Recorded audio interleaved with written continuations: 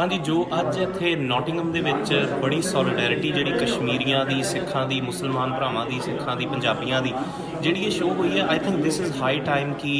सानू सारिਆਂ ਨੂੰ ਇੱਕ ਪਲੇਟਫਾਰਮ ਤੇ ਇਕੱਠਾ ਹੋਣਾ ਚਾਹੀਦਾ, क्योंकि ਜਿਹੜਾ ਸਾਡਾ दर्द है